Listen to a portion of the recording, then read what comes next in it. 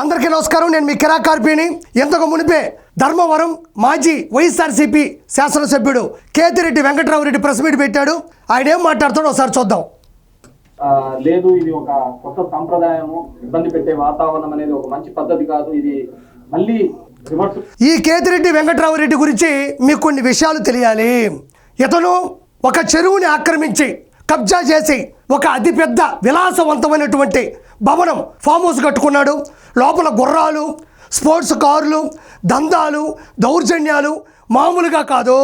బయటికి జనాల్లోకి వస్తే మాత్రం అందరినీ ఆయనే ఉత్తరించినట్టు జనాల్లోకి వెళ్ళిపోతాడు.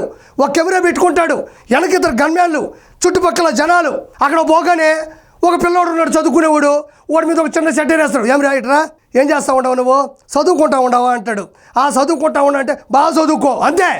ఇంట్లో పరిస్థితి లేనిది, వాళ్ళ పరిస్థితి ఆర్థికంగా ఎలా ఉంది, వాళ్ళని ప్రభుత్వం ద్వారా ఎలా నిలబెట్టాలి, చదువుకోకపోతే చదువుకోలేకని పరిస్థితి ఉంటే ఎలా సహాయం చేయాలని ఉండదు.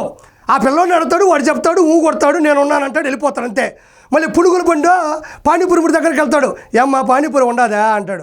ఉండదయ్యా అంటే ఆ పానీపూరి బుడి దగ్గర ఒక 100 రూపాయలు ఇచ్చి కొనుక్కునేసి ఏమ్మా బాగున్నావా అని అడిగేసి వెళ్ళిపోతాడు. ఏదో 100 రూపాయలతో కొనేస్తే ఆవిడ బాగుపడిపోద్దా? ఆవిడ జీవితాన్ని నిలబెట్టాలంటే ఏం చేయాలి? ఆవిడ జీవితంలో పైకి రావాలంటే ఏం చేయాలి? ఆవిడకి ఏమి సమస్యలు ఉన్నాయని అడగాలి. పానీపూరి బండి దగ్గర 100 రూపాయలు పెట్టి కొంటాను, ఆవిడ సరికొత్త జీవితంలోకి వెళ్ళదు. ఇలానే చేశాడు. అందరిలోకి వెళ్ళడం, యోగక్షేమాలు అడగడం, కెమెరాలో బంధించడం, డబ్బాల మీద డబ్బాలు కొట్టి యూట్యూబ్లో దాన్ని పెట్టడం, అంతే తప్ప ప్రజలకి ఏమీ చేసింది లేదు. ఫర్ ఎగ్జాంపుల్, ఒక పాలు పోసే వ్యక్తి వస్తాడు, ఒక పేపర్ వేసే వ్యక్తి వస్తాడు, మన ఇంట్లో వేస్తాడు, ఏమో బాగున్నారా అని అడుగుతాడు. బాగున్నావు నాయన అంటారు. అంత మాత్రాన అతను నిలబడితే మనం ఓట్లు వేస్తావా? సేమ్ కేతిరెడ్డి వెంకట్రామరెడ్డి కూడా పలకరింపుల స్టారు, డబ్బా స్టారు, యూట్యూబ్లో ఫేమస్ అవ్వడానికి పోకలాడే స్టారు తప్ప ప్రజలు అతన్ని విశ్వసించలేదు. పలకరింపుల వల్ల ఓట్లు రావు. ప్రజలకి పలకరించి సమస్యలు కనుక్కొని ఆ సమస్యలకి సానుకూలంగా స్పందించి ఆ సమస్యల మీద ఒక యుద్ధం చేసి వాళ్ళని గెలిపిస్తే, వాళ్ళని పైకి తీసుకొస్తే ఓట్లేస్తారు. ఆ వ్యక్తి ఇక్కడికి వచ్చేసి మాట్లాడుతూ ఉన్నాడు. ఇది పద్ధతి కాదు. వస్తుంది అనే ఒక భయాందోళనమైన పరిస్థితిని చూస్తున్నాము.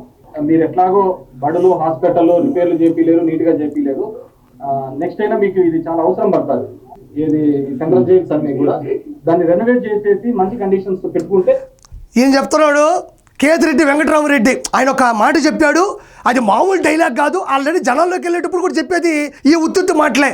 ఆయన చెప్తున్నాడు జైళ్ళు ఉన్నాయి, మీరు స్కూల్, హాస్పిటల్ ఎలాగో రెనోవేట్ చేయలేదు, మరమ్మతులు చేయలేదు, కనీసం ఈసారికి జైలు రెనోవేట్ చేసి పెట్టండి.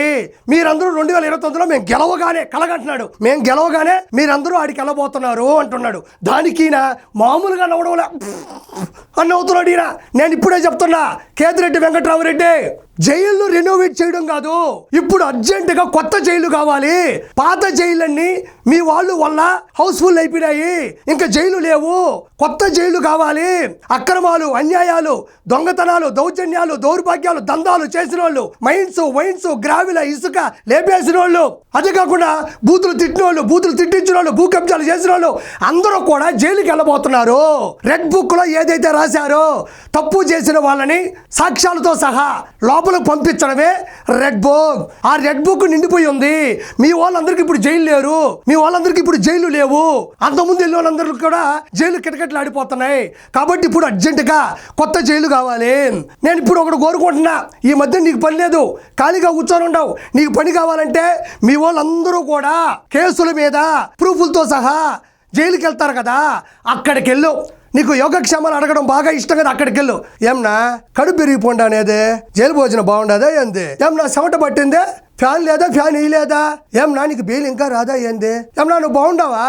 ఏదో రాళ్ళు కొట్టిస్తా ఉండాలి, 2 గంటలు వస్తూ ఉన్నాయి నీకు అని చెప్పి వాళ్ళని అడుగు. వాళ్ళు ఏమన్నా మధ్యలో పొరపాటున అన్న ఎక్కడా అన్నారనుకో, నేను అన్నకి చెప్తాను అనబాకు, ఒరే అన్నే ఈడీ కేసుల మీద, లెక్కర్ స్కామ్ మీద అన్న కూడా ఎడికే రాబోతున్నాడు, అందరూ ఇక్కడే కూర్చొని అసెంబ్లీలో మాదిరి ఇక్కడే మాట్లాడుకోండి అని చెప్పు. ఈయనంట 2029లో మళ్ళీ ప్రభుత్వం మీద వస్తుందా?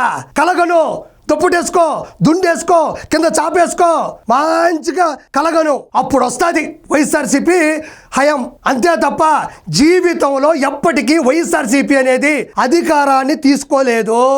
కాబట్టి నేను చివరిగా చెప్పేది ఒకటే, జనాల్లోకి వెళ్ళి నటించినంత మాత్రాన జనాలు కూడా నటిస్తారంతే, కానీ ఓట్లు మనకు వీరు. Good bye.